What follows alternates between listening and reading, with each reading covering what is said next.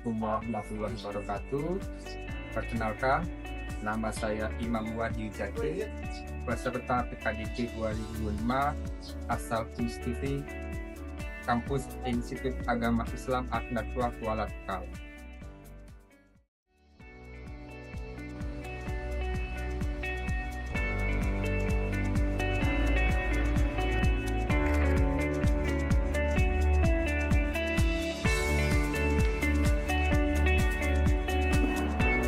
Assalamualaikum warahmatullahi wabarakatuh.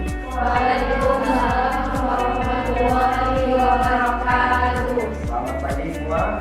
Pagi Pak. Apakah hari ini sudah sehat semua? Alhamdulillah. Untuk memulai perkuliahan kita pada hari ini, saya akan mengabsen satu persatu mahasiswa yang ada di kita. Amelia, Pak. Aini, Zinti Pak. Wisnita, Ini ada Pak. Nur Hasanah, Ini Pak. Dasok Ilham, Izin Pak. Pak. dan Rizky Izin Pak. Rindiani. Oke, alhamdulillah pada hari ini kita akan melanjutkan perkuliahan kita dengan mata kuliah. Apa mata kuliah kita hari ini? Tujuan pembelajaran kita pada mata kuliah ini adalah yang pertama untuk memahami proses dasar etika dan moral. Tujuan kedua adalah menjelaskan pentingnya etika dalam profesi hukum. Tujuan ketiga dari pembelajaran yang kita bahas ini adalah mengidentifikasi kode etik profesi hukum. Yang keempat, tujuannya adalah menganalisis kasus pelanggaran etika profesi hukum.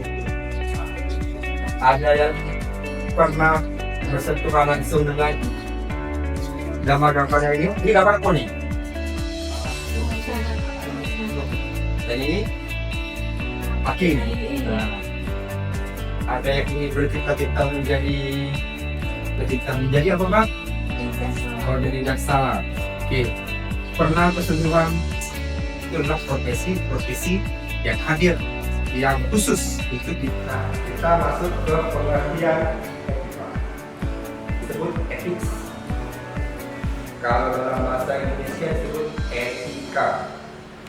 Kataan Indonesia, etika itu sering diartikan dengan kesusilaan. Disebut dengan kebiasaan.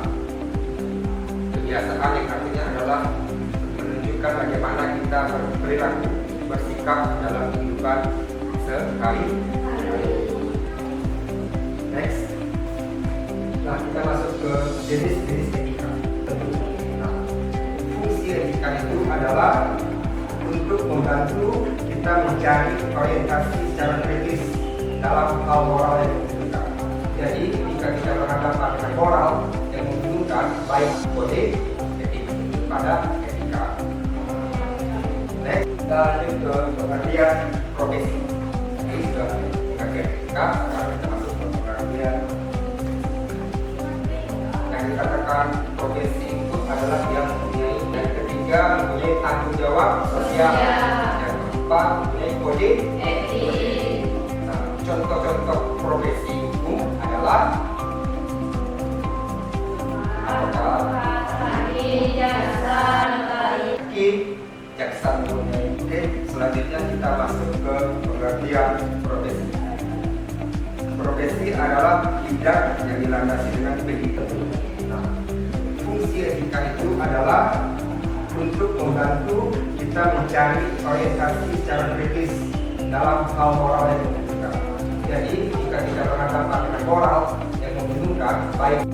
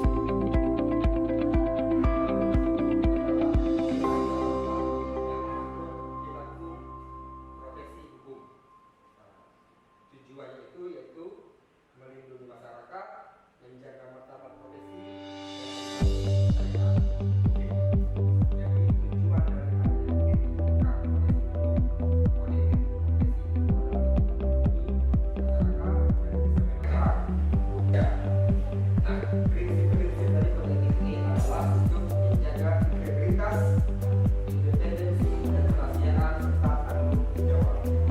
Oke, kita lanjut ke pelanggaran kadang dalam tingkat keluarga dan program itulah yang dapat menjadi pelanggaran suatu kode etik. Yang kedua, adanya praktik korupsi seksual dapat menjadi pelanggaran etika. Yang keempat, ini berupa bentuk